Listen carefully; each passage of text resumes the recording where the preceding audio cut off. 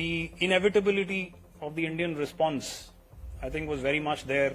If you were going to carry out, this kind of an action in the manner that it was perpetrated, and of course, it doesn't take much to claim victory, especially when there hasn't been kinetic contact, and that was more a result because we were very clear as to what we were after.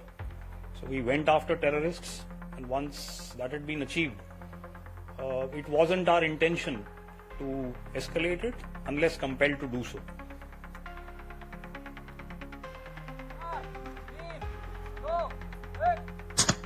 So there was also cross-border firing by Pakistan immediately once the terror targets were engaged.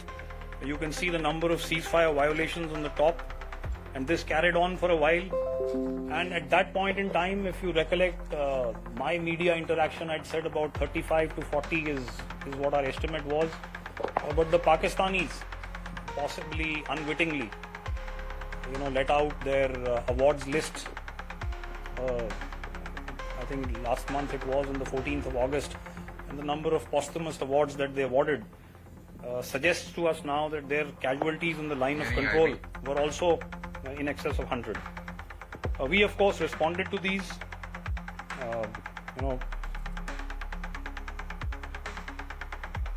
You can see some of the actions that were carried out on the line of control, and we were of course prepared for this. Often in a lot of exchanges on the media that I've seen some people suggest that we were after terror targets and therefore we were not prepared for the eventualities that would follow. I think that's very naive, and it's almost churlish to suggest that a professional army such as the Indian Army would go into this kind of an action not preparing for the contingencies. We had wargamed 4 to 5 steps ahead, and we knew that the Pakistanis were going to do this. So we went and hit them on the second layer, which is not something that they expected on the line of control, and that's why they had the number of casualties that they did.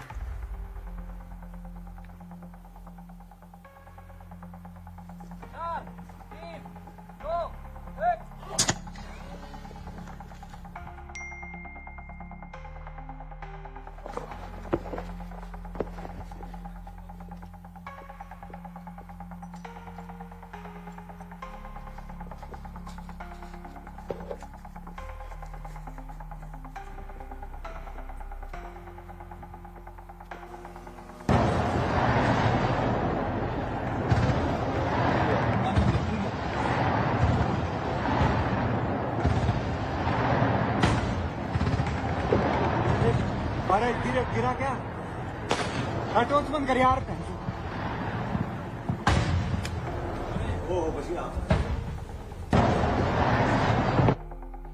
Okay, so the drones came, and that was especially large numbers even after the 2 BGMOs had spoken, and I think it's only congenital and in the vein of the enemy that we have to go back on their word.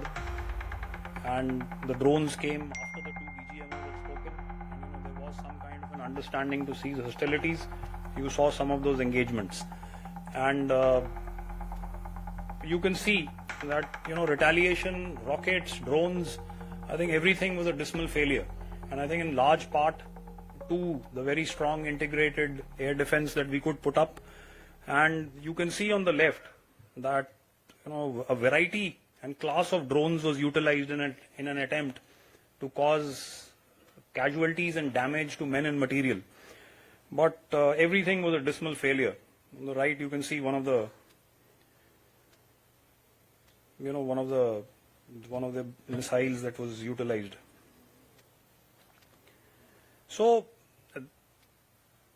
this, of course, then led us to swing the Indian Air Force into action. And in precision strikes that they carried out on the night of the 9th and 10th of May, we hit 11 of their air bases. And of late, I think the Air Chief has spoken about that. If you see, 8 air bases, 3 hangars and 4 radars were damaged. Pakistani air assets were destroyed on the ground. So we know for sure that one C-130 class of aircraft and one AEW 4 to 5 fighter jets, and of course there were assets that were also destroyed in air.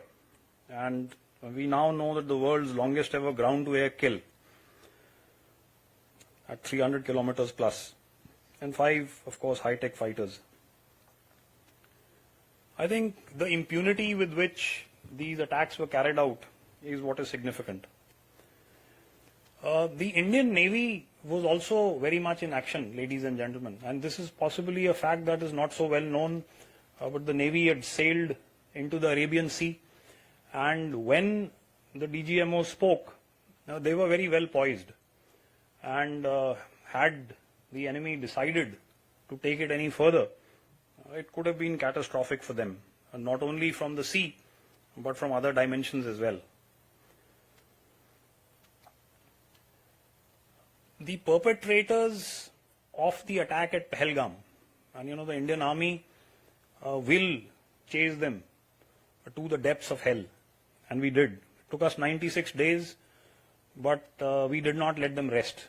And finally, ladies and gentlemen, when these 3 were found and terminated clinically, it seemed as if they were exhausted of running, and they also seemed very malnourished. So we kept them relentlessly under pressure. It also suggests to you as to how difficult counter-terrorist operations can be in a place like Jammu and Kashmir. Often people can turn around and tell you that where have they vanished? But it is sometimes like searching for a needle in a haystack. And while it may seem very simple to the non-discerning and those that are not initiated, but these things take time. Generating intelligence can take a while. But as you can see, the Home Minister has spoken about this in the Indian Parliament. They were eliminated, and justice was yet again served. There has been a doctrinal shift in our strategy against terror. Our Prime Minister has spoken about it, and these are the 3 things he said: that terror attacks are an act of war, and therefore there will be decisive retaliation. We will not succumb to nuclear blackmail, and there is no distinction between terrorists and their sponsors. So if I was to just encapsulate this whole operation, 88 hours is what it took for the enemy to come and ask for a cessation of hostilities. You're well aware of that. For that call to be made by my counterpart then. We achieved our politico-military aims. We hit 9 targets across the breadth of Pakistan. This is, of course, a maturing of India's doctrine beyond the binaries of peace and war.